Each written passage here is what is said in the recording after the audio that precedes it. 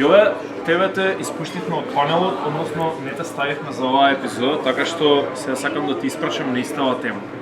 Да. Интересира твоето мислење. Ти благодарам за укажаната прилика. Ќе се обратам кон аудиториумот со уште неколку тези.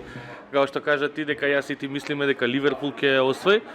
Не знам зашто имам чувство дека не знам, Ливерпул ми се една огромна голема екипа со традиција, со наназад, нели, стотина години кусур, кои што ќе се обидат да направат нешто што е историски. Мислам дека оваа година имаат можност за 4 титули да освојат, така една имаат веќе освоена, се играат повторно со Манчестер Сити. Тоа што Тале го кажа, сакам да го порекнам дека ја првпат го видов Пеп Гвардиола немоќен на една утакмица, да не знае како да ги заустави нападите, да му ја фатат одбраната у длабоко, да им ги претркаат. И мислам дека он е сериозно заплашен и дека немаше решение за нападот на, како се вика, на Ливерпул. Да, направи доминација, сепак не ја направи доминацијата 60-70% како што ја прави против другите, едноставно не можеше затоа што се и овие квалитетни. И мислам дека тука трката ја не ги гледам толку понадмокни Сити, ама како што кажа и ти, верувам дека ќе отидат повеќе со акцент Ливерпул на оваа шампионска, затоа што овие, како се вика, Сити ќе бидат фокусирани сепак оноа што му фали на Пеп да освои Лига на шампиони. Двајцата сме на истата страна, значи во трката за титулата во Премиер Лига.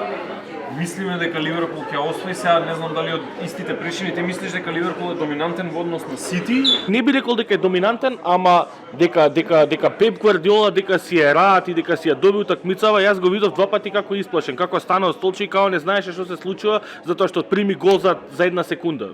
И тоа Ливерпул го одликува наназад не знам колку години, на Бајер му направија блицкриг таков, не знам на екипи онака на Реал 4-0 кога го здена овакво. Едноставно Ливерпул се екипа која што можат баш со Трент и со Робертсон да ти направат у секунда. Сега име тоа, како што го кажат и со новите играчи, и со Жота, на експлозивност уште толку е додадено, така да не знам баш дека мене не ми се Сити толку појаки од Ливерпул. Така, јас го спомнувам баш тој момент цела сезона на подкастов.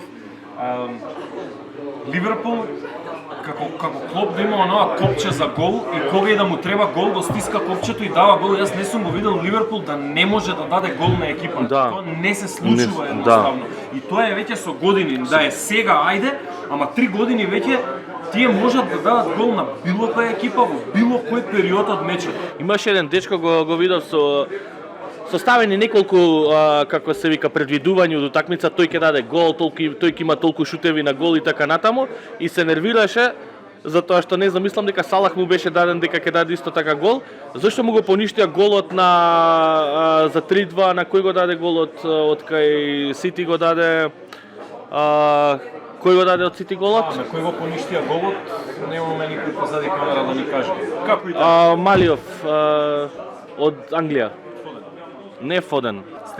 Стерлинг го даде голот. Стерлинг ќе утна првата шанса, а сега го даде голот. И баш овој пцуеше затоа што као не го даде голот, зашто као да е сигурен дека сигурно ќе даде за 3-3 онака. Можеби као договорен или било како, ама мислам дека силината на Ливерпул отидоа да не загубат и едноставно вака ги даваа головите. И според мене дека ќе изиграат до крај така. Океј, последно прашање пред да го одјавиме сегментот.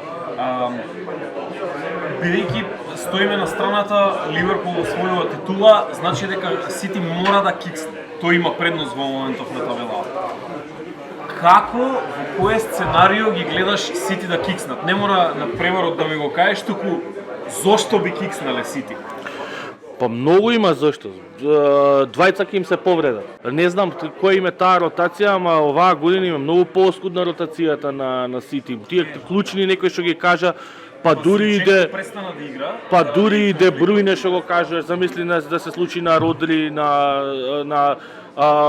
значи не им посакувам, ама тие играчи мислам дека немаат одморено и за националните тимови, и за тука играат цело време на многу висока форма се, на младост и би требало да изиграат како што треба.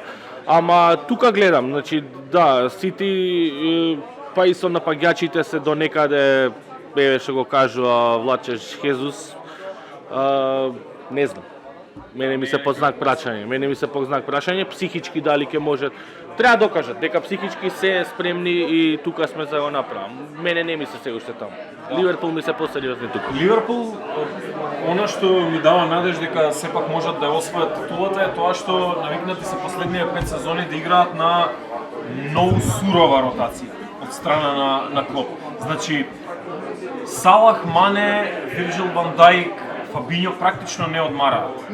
Веќе 4-5 сезони тие играчи не одмараат над превари и тоа е тоа.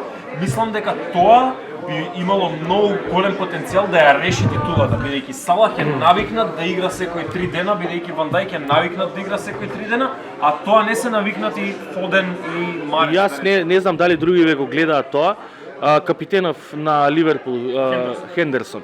Хендерсон во оваа утакмица имаше 2-3 пати можност да нафрли, не нафрлаше, а враќаше наназад.